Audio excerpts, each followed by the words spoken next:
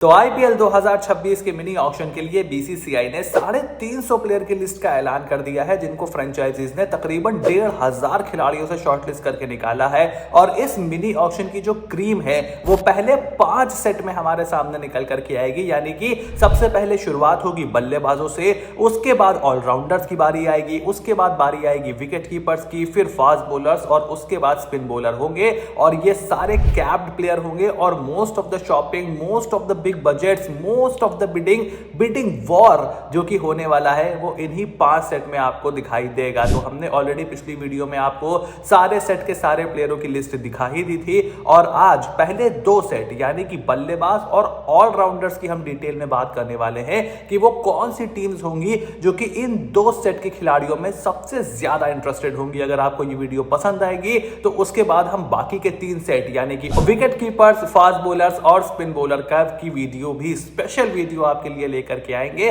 So make sure you stick around till the end of this video.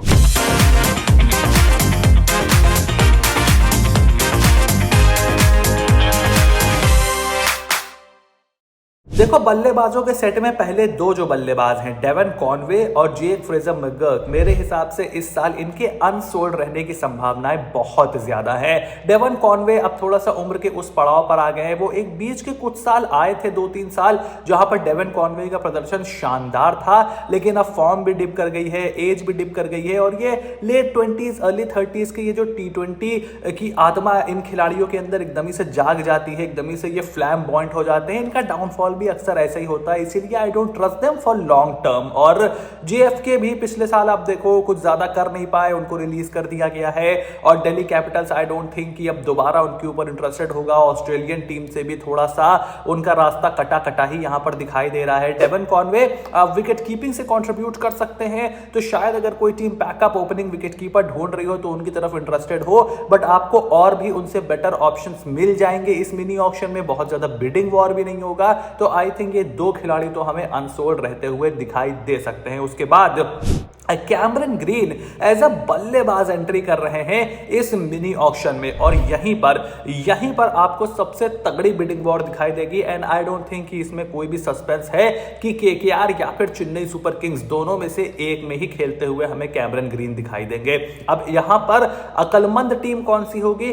अकलमंद team वो होगी जो कि अपने बजट में अपने जरूरत के हिसाब से और कैमरन ग्रीन की स्किल सेट के हिसाब से उनको प्राइस दे। ये नहीं है कि बस हमें लेना है तो पैसा पानी की तरफ बहाते ही चले जाओ। देखो, मेरे हिसाब से 18 से 22 crore will be the optimum range for Cameron green. उसकी सबसे बड़े 2 रीजन है। देखो, सबसे पहले तो अवेलेबिलिटी का इशू रहता है ऑस्ट्रेलियन प्लेयर्स के साथ, खास करके मार्की ऑस्ट्रेलियंस के साथ। दूसरा, वो एक 3 फॉर्मेट फास्ट बॉलिंग ऑलराउंडर है। He plays Test, he plays ODIs, he plays T20s, he bowls in all of them.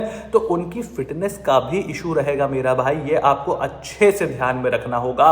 अब अगर आप उन पर बहुत ज्यादा इन्वेस्ट कर देते हो, there is a big possibility कि वो नेक्स्ट ईयर आपको खेलते हुए ना दिखाई दे, एंड उसके नेक्स्ट ईयर भी ना दिखाई दे। सो 30-35 करोड़ मेरा भाई मत लगा देना उनके ऊपर, अपना बजट आधा या खत्म मत कर लेना उनके पीछे।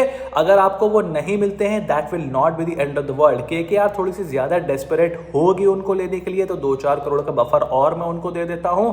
अदर देन दैट आप देखोगे कि जो भी टीम अकलमंद होगी, in this case I am going with Chennai Super Kings, वो थोड़ा पहले ही हाथ छोड़ देंगे। उसके बाद सरफराज खान इस मिनी ऑक्शन में आने वाले हैं। बहुत ज्यादा आईपीएल उन्होंने हाल फिलहाल में खेला नहीं है, बट अब वेट लॉस करके भी आ रहे हैं, थोड़ी सी सहानुभूति वाली वेव भी राइड कर रहे हैं। और अगर थोड़ा सा टॉप ऑर्डर में वो कंट्रीब्यूट कर सकते हैं तो मेरे हिसाब से केकेआर एंड सीएसके एक बार फिर से उनके ऊपर इंटरेस्टेड हो सकती हैं। देखो, केकेआर में वेंकटेश अय्यर के जाने के बाद नीतीश राणा पहले ही वहां से जा चुके हैं, वेंकटेश अय्यर भी चले गए हैं, आंद्रे रसल भी चले गए हैं, तो मिडिल ऑर्डर में वो गैप खाली है। तो नंबर 3, नंबर 4 पर कहीं पर आप उनको देख सकते हो, डिपेंडिंग की रहाड़े और अंकित रघुवंशी का आप किस तरीके से इस्तेमाल करते हो। अगर उन दोनों में से आप किसी को बैकअप रखना चाहते हो या आपको लगता है कि किसी एक की फॉर्म डिप कर रही है, तो वहां पर सरफराज खान का आप इस्तेमाल कर सकते हो। उसके अलावा अगर और भी टीम्स इनको बैकअप रखना चाहती हैं, आई थिंक बिड ढूंढने में तो कामयाब हो जाएंगे सरफराज। उसके बाद David Miller, killer Miller, last season उनका अच्छा नहीं गया था लखनऊ सुपर जायंट्स के लिए, ना कंडीशंस उनके मतलब की थी ना कुछ उनके मतलब का था।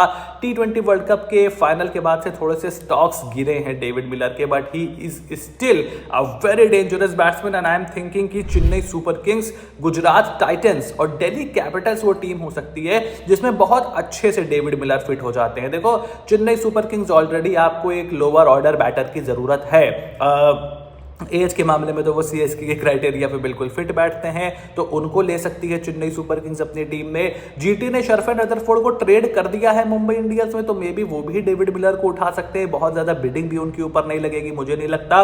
और दिल्ली कैपिटल्स भी लोअर मिडिल ऑर्डर में एक बल्लेबाज अगर खोज रही है तो वो भी यहां पर डेविड मिलर के एक्सपीरियंस का इस्तेमाल कर सकती है। हालांकि उन्होंने JFK हो गए, फाफ डू प्लेसी हो गए, सबको यहां पर रिलीज कर दिया है, डोनोवन फरेरा को उन्होंने ट्रेड कर दिया है, तो KL राहुल हो गए, नीतीश राणा हो गए, करुण नायर, अभिषेक पोरेल, आशुतोष शर्मा, तो उनका बैटिंग ऑर्डर थोड़ा सा इंडियन हैवी है।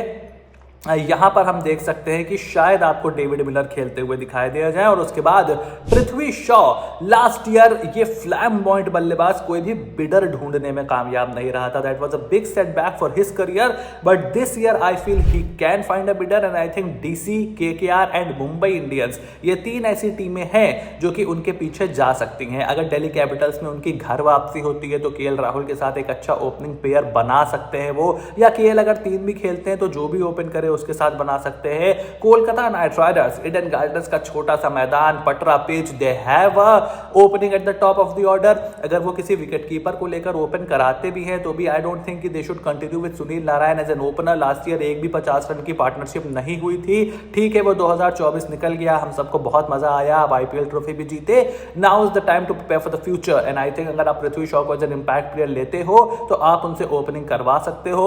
Just imagine Jamie Smith opening with Prithvi Shaw, That could be something magnificent for Kolkata Knight Riders. और मुंबई इंडियंस भी रोहित शर्मा के एक विकल्प के तौर पर उनको यहां पर देख सकती है, और फिर मुंबई से आते भी हैं तो that also makes a lot of sense. उसके बाद चलते हैं जल्दी से ऑलराउंडर्स की तरफ। तो देखो गस एटकिंसन का नाम निकल करके आया है ऑलराउंडर्स की लिस्ट में। To me he is a bowler who can bat a bit. I think Kolkata Knight Riders और लखनऊ सुपर जायंट्स दो ऐसी टीमें हैं जो उनकी तरफ देख सकती हैं। KKR को तो फास्ट बॉलर चाहिए ही चाहिए, अगर इनके अलावा कोई फ्रंट लाइन फास्ट बॉलर वो ले भी लेते हैं तो भी एज अ बैकअप इनकी तरफ देख सकते हैं। लखनऊ सुपर जायंट्स को तो बहुत जरूरत है गेंदबाजों की, सो आई थिंक उनकी टीम में तो पूरे के पूरे इंजरी प्रोन गेंदबाज हैं, चाहे वो शामी हो, आवेश खान हो, मोहसिन खान हो।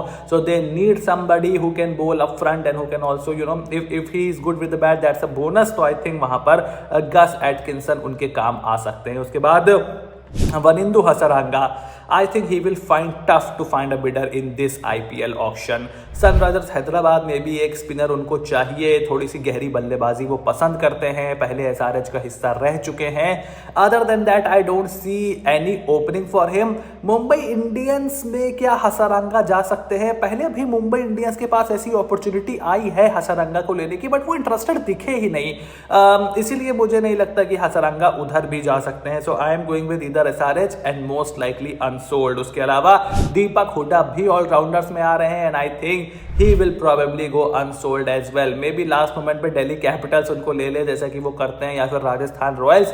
Other than that I don't see many hopes for Deepak Hooda unfortunately in this mini auction. उसके बाद वेंकटेश अय्यर, ऑलराउंडर्स के स्लैब में शायद सबसे एक्सपेंसिव प्लेयर वेंकटेश अय्यर बनने वाले हैं। And once again I am going with Chennai Super Kings and Royal Challengers Bengaluru for the simple reason कि CSK को तो अश्विन ने बोला है कि CSK उनको टारगेट कर सकती है, and RCB to me they have already made it pretty clear that they are very interested in Venkatesh Iyer, तो RCB भी उनकी तरफ obviously जाएगी and they are somebody who could accommodate Venkatesh Iyer quite nicely in their playing 11। अगर आप देखो तो Virat Phil Salt open करेंगे, उसके बाद Rajat Patidar at number 3, Venkatesh Iyer at number 4। अगर आप देवदत्त पडिक्कल को खिलाते हो तो फिर आप वेंकटेश अय्यर से बेंच भी गर्म करवा सकते हो, नॉट एन इशू, क्योंकि आपकी टीम ऑलरेडी बहुत ज्यादा सॉर्टेड है। बस ओवर प्राइस ना कर देना वरना बेंच पे बिठाते बहुत दिक्कत होती है, फिर आप टीम का पूरा कॉम्बिनेशन चेंज करते हो। That is not something RCB should be looking to do.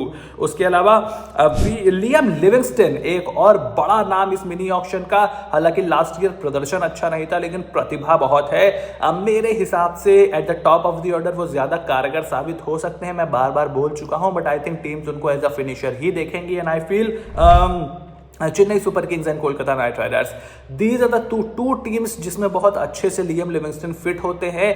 लेकिन केकेआर तभी उनको लेगी अगर वो कैमरन ग्रीन को लेने में कामयाब नहीं होते हैं, तो फिर आप एक बैकअप के तौर पर लियम लिविंगस्टन को देख सकते हो। चेन्नई सुपर किंग्स में मुझे उनके जाने के चांसेस ज्यादा लग रहे हैं। पहले भी सीएसके ने उन पर बोली लगाई है। सो आई फील कि Liam Livingstone will be playing for Chennai Super Kings. उसके अलावा मुझे नहीं लगता कि और कोई टीम है जो उनको अच्छे से अपनी टीम में अकोमोडेट कर सकती है without trembling their playing 11 balance. उसके अलावा वियन म्यूल्डर, देखो जो कैमरन ग्रीन को नहीं ले पाएगा उनके लिए वियन म्यूल्डर भी एक अच्छा बैकअप हो सकते हैं। I feel Kolkata Knight Riders, Delhi Capitals, Rajasthan Royals, ये 3 टीमें ऐसी हैं जो कि वियन म्यूल्डर की तरफ देख सकती हैं। आरआर में संजू सैमसन को जाने के बाद एक थोड़ा सा टॉप ऑर्डर वैकेंसी भी आई है, तो अगर आप वैभव सूर्यवंशी, यशस्वी जायसवाल से ओपन करा रहे हो, वियन म्यूल्डर को आप नंबर 3 पर खिला सकते हो, followed by Riyan Parag, followed by Dhruv Jurel, followed by Shimron Hetmyer. तो ये आपके लिए एक अच्छा समीकरण बन जाएगा और आपके वो जो एक फास्ट बॉलिंग ऑलराउंडर की कमी थी उसको भी वियन म्यूल्डर पूरा कर देंगे, तो वो एक 6th ऑप्शन भी आपको मिल जाएगा। उसके बाद आप जोफ्रा आर्चर, युद्धवीर सिंह चरक, तुषार देशपांडे, एक स्पिनर, ऐसा करके कुछ अच्छा समीकरण बना सकते हो। सो विल हैव टू सी कि क्या होता है। उसके अलावा रचिन रविंद्र, चेन्नई सुपर किंग्स और दिल्ली कैपिटल्स, ये 2 टीमें ही मुझे रचिन रविंद्र के पीछे जाती हुई दिखाई दे रही हैं। मुझे नहीं लगता कि अनसोल्ड जाएंगे। I feel he will find a buyer in some of these teams, probably 3 से 4 crore if not more. But Rachin Ravindra को ये टीम्स मेरे हिसाब से सीएसके दोबारा खरीद सकती है, बैकअप पे बिठा सकती है, या फिर दिल्ली कैपिटल्स भी केएल राहुल के साथ उनकी एक अच्छी सलामी जोड़ी बना सकती है।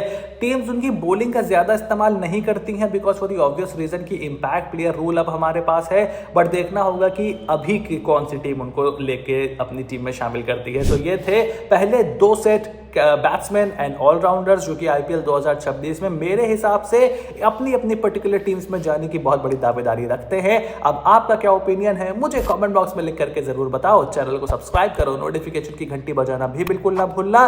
वीडियो को लाइक करोगे, वीडियो पे कमेंट करोगे, अपने ओपिनियन दोगे तो बाकी 3 सेट की वीडियो भी फटाफट आपके लिए लेकर के आ जाएंगे। Till then stay tuned and I will see you soon in the next video.